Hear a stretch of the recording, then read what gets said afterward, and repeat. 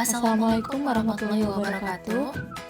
Hai semuanya, perkenalkan nama saya Audrey Syabuna Jersey. Dan saya Indri Yulia Rahma. Kita dari kelas 11-4. Sesuai dengan judul yang sudah tertera, kita akan membahas terkait hukum dasar kimia. Tapi teman-teman, sebelum kita masuk ke pengertian sekaligus macam-macam hukum dasar kimia, kita bakal ngejelasin ke kalian sedikit tentang massa atom relatif dan juga massa molekul relatif. Nah, yang pertama, ada massa atom relatif. Massa atom relatif merupakan massa dari suatu atom yang didasarkan pada kelimpahan isotop di alam. Untuk mempermudah perhitungan, massa atom relatif juga dapat dinyatakan sebagai perbandingan massa satu atom dan setengah massa satu atom C12. Secara matematis, dirumuskan sebagai berikut. Atom relatif X sama dengan massa satu atom X dibagi 1/12 dikali massa satu atom C12. Massa molekul relatif merupakan perbandingan antara massa satu molekul unsur atau senyawa dan setengah massa satu atom C12. Secara matematis dirumuskan sebagai berikut. ARX sama dengan massa satu molekul X dibagi 1/12 dikali massa satu atom C12.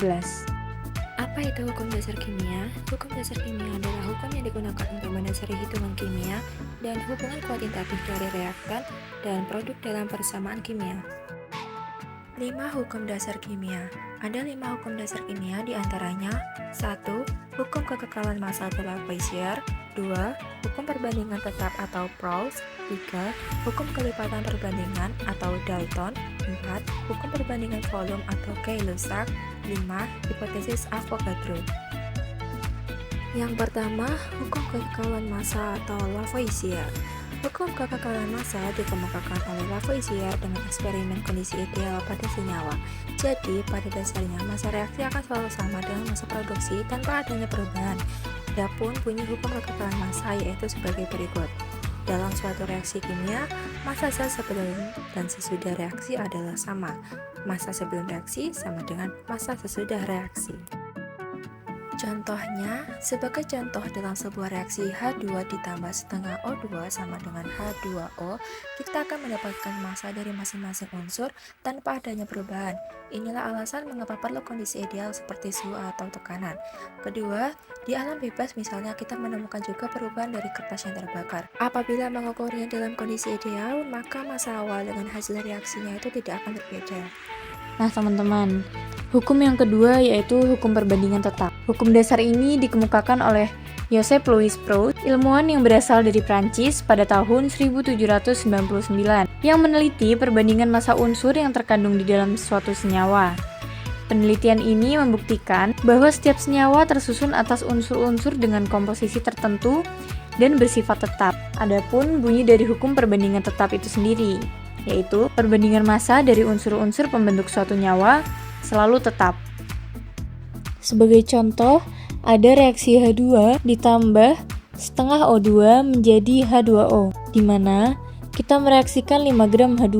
Lalu, berapa massa O2 yang diperlukan agar reaksi tadi stabil? Menurut hukum Proust, jelas harus kita bandingkan terlebih dahulu dengan menggunakan perbandingan sederhana antara atom reaktan H2 dan O. Reaksi hasil atom H2 dan O berturut-turut adalah 2:1 karena atom H2 berjumlah 2 dan O berjumlah 1. Yang ketiga, hukum kelipatan perbandingan atau Dalton. Hukum dasar ini ditemukan oleh ilmuwan asal Inggris bernama John Dalton pada tahun 1803 yang melakukan penelitian dengan membandingkan massa-massa unsur pada beberapa senyawa. Contohnya oksida karbon dan oksida nitrogen. Adapun bunyi dari hukum kelipatan perbandingan yaitu jika dua unsur dapat membentuk lebih dari satu senyawa, dan jika massa salah satu unsur tersebut dalam senyawa-senyawa tersebut adalah sama, maka perbandingan massa unsur yang lain dalam senyawa-senyawa tersebut merupakan bilangan bulat dan sederhana. Contohnya, misalnya kita ambil saja contoh CO dan CO2, di mana pada CO, C memiliki massa 5 gram, sedangkan O 7 gram. Lalu cari berapa massa dari O2 pada CO2 menggunakan perbandingan berganda. Mudah saja, caranya kita lihat dulu berapa perbandingan unsur dari CO berdasarkan masanya, yaitu 5:7. Karena pada CO2 itu O ada 2, maka unsurnya memiliki koefisien 2 kali sebelumnya. Pada CO2 nanti perbandingan unsurnya adalah 5:14, dengan begitu penghitungan dapat dilakukan 7:14 sama dengan masanya unsur yaitu X/5, sehingga C memiliki nilai 10 berdasarkan penghitungan tadi. Nah, selanjutnya hukum yang keempat adalah hukum perbandingan volume. Hukum Gay-Lussac atau hukum perbandingan volume ini dicetuskan oleh ilmuwan yang berasal dari Prancis, yaitu Joseph Gay-Lussac atau yang lebih dikenal sebagai Lussac. Lussac meneliti tentang volume gas dalam suatu reaksi kimia. Berdasarkan penelitiannya, Lussac mengambil kesimpulan bahwa perubahan volume gas dipengaruhi oleh suhu dan tekanan. Adapun pernyataan hukum Gay-Lussac adalah sebagai berikut. Pada suhu dan tekanan yang sama, perbandingan volume gas yang bereaksi dan hasil reaksi merupakan bilangan bulat yang sederhana. Ingat, ketika sebuah reaksi dilakukan pada tekanan dan suhu yang konstan, maka kondisinya akan ideal. Artinya, segala bentuk reaksi tidak akan dapat mengurangi maupun menciptakan unsur kimia dari reaktan. Karena konsepnya memang sama, di mana perbandingan volume sama dengan perbandingan konstanta. Jadi, kita tetap dapat melakukan substitusi terkait kalkulasi agar mampu mencari berapa kira-kira volumenya. Terakhir, kelima, hipotesis Avogadro. Hipotesis Avogadro dicetuskan oleh seorang ilmuwan asal Italia bernama Amadeo Avogadro pada tahun 1811. Avogadro menyatakan bahwa partikel unsur tidak selalu berupa atom yang berdiri sendiri, melainkan bisa berbentuk molekul unsur, contohnya H2, O2, N2, dan P4. Adapun penjelasan hipotesis Avogadro yaitu sebagai berikut. Pada suhu dan tekanan yang sama, perbandingan volume gas yang volumenya sama, maka memiliki jumlah molekul yang sama pula.